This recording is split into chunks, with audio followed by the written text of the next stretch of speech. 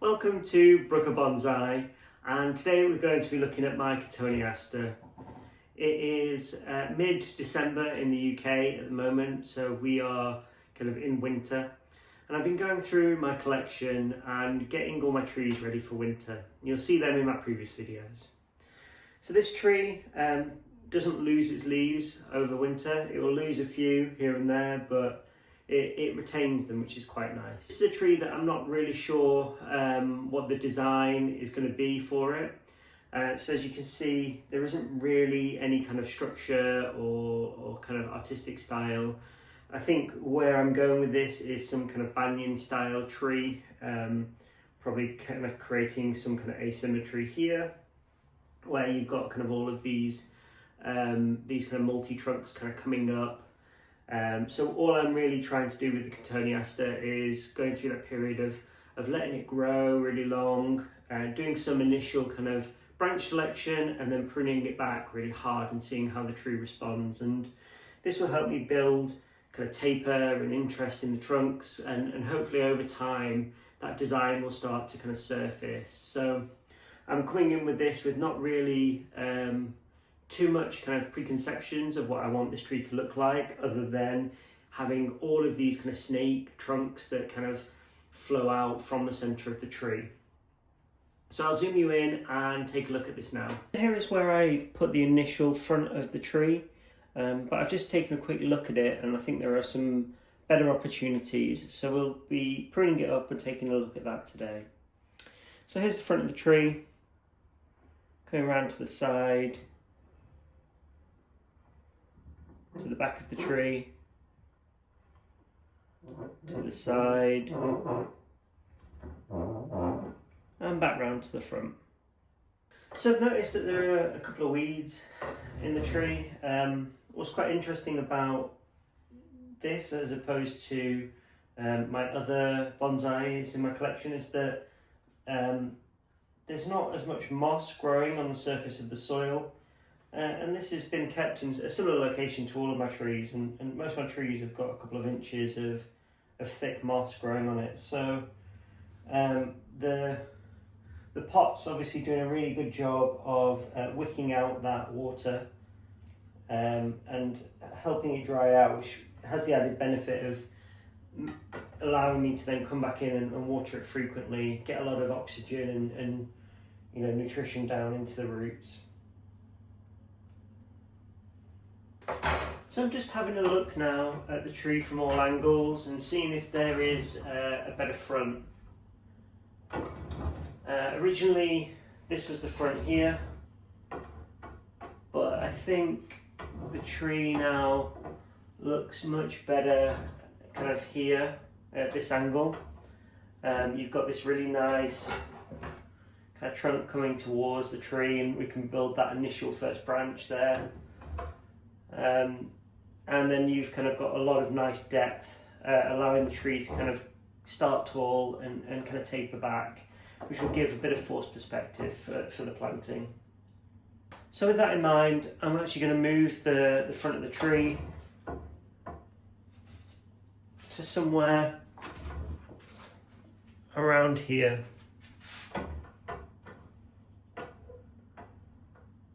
Somewhere around there. So now that we've got the tree front defined, what we can do is begin to come in and prune it all up. So if we look at kind of this first initial trunk that's coming towards us, we've got an opportunity here to prune it back. We've got a branch here that's kind of growing back in towards the center of the tree, so we can remove that one. And just at the back here, there's a branch that kind of goes back again into the center of the tree, so we can remove that too.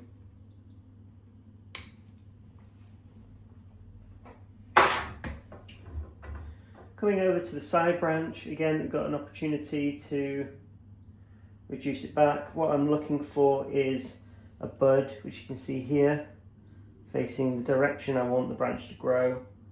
So I'm just going to prune it back just above that bud, And what that will do is called directional pruning. It will allow this bud to grow, extend, and it should start coming out in a nice radial direction. So that's that first initial trunk pruned up. There's a stub here that we can take back now that it's healed, so I can do that. So here's that stump. So I'm just going to come in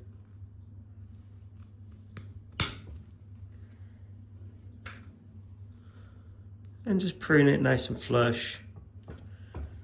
I'll probably, with it being such a big stump, I don't want to lose this branch, so I'm going to seal it up, and then next year I think do a final tidy where I can kind of cut it this way so that we don't have this edge sticking out.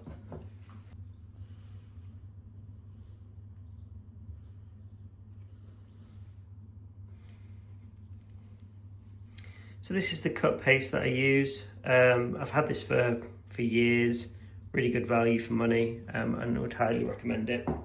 So the next area I want to look at is this top branch. So you can see here that it grows over the top of our kind of our first branch here. So we want to prune it back nice and hard so that we don't block out any light.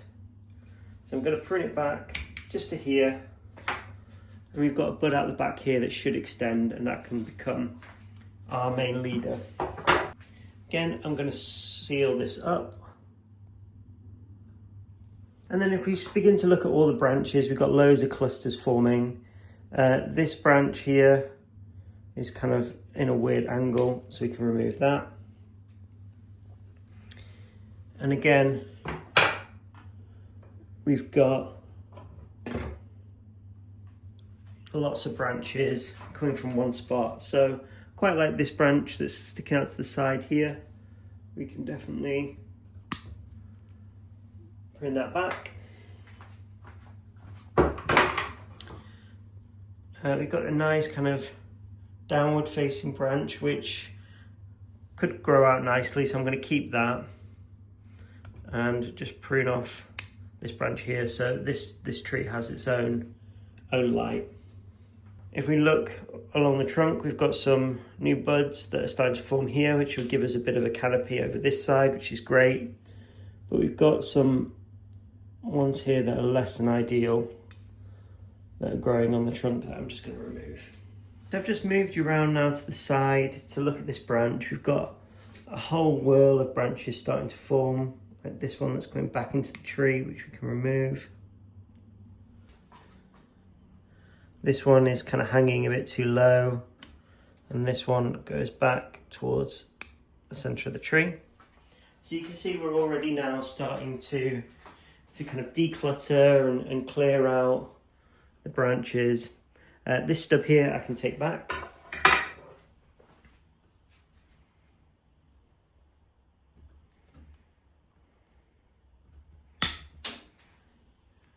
And just apply some cut paste. Continuing up the branch, we've got some branches forming here that are going in a bad direction, so we can clear that out, as well as that one. And this process allows us to get light into the centre of the tree, which promotes back budding. Just prune those back. In fact, this one's not going the right way, so we can prune that off entirely. Tidying up that cut. And that's that branch now, all pruned up. So this branch selection is really important because it stops the tree from getting too cluttered and allows that light into the centre of the tree, which promotes back budding, and that's really kind of what we're aiming for at this stage. All we're doing is just general maintenance to ensure that all the branches are growing out in a nice direction, and then just pruning for taper.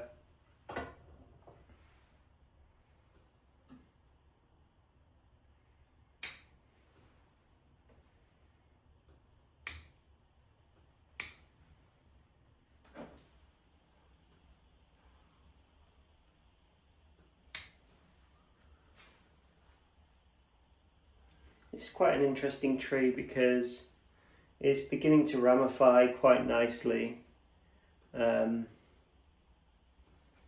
we're still in which is a property and a trait of Cotoneaster, and we still haven't really locked down that primary structure yet.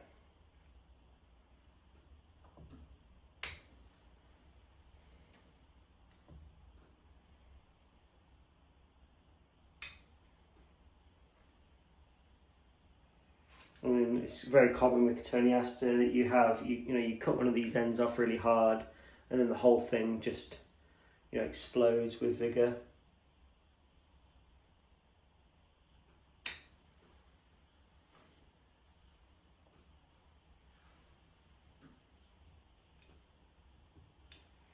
So this process just allows us to make sure that the tree is investing energy in branches that we want to keep in the long term, and not investing any energy in branches that aren't contributing to the overall design, or potentially shading out other branches we might want to keep.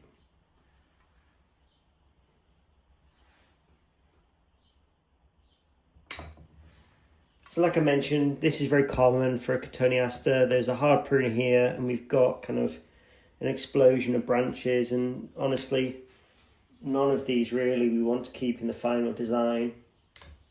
So we want to kind of get more back budding along the trunk here so that we can grow a nice movement. So all I'm going to do here is really just prune back these runners, do an initial kind of thinning,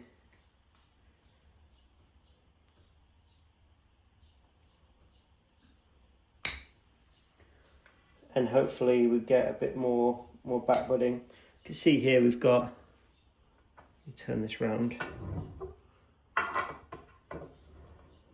we've got a bud here, so next year we can remove this knuckle, and we're slowly beginning to walk it back.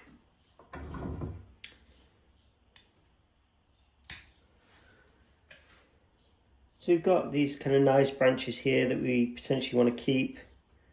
I'm actually going to remove the top off this because it's beginning to now compete with the apex, and we've got this better branch here that we can use to develop.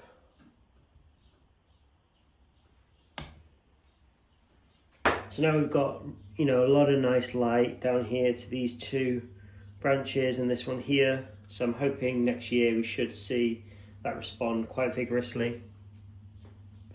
Just shortening back now these long shoots.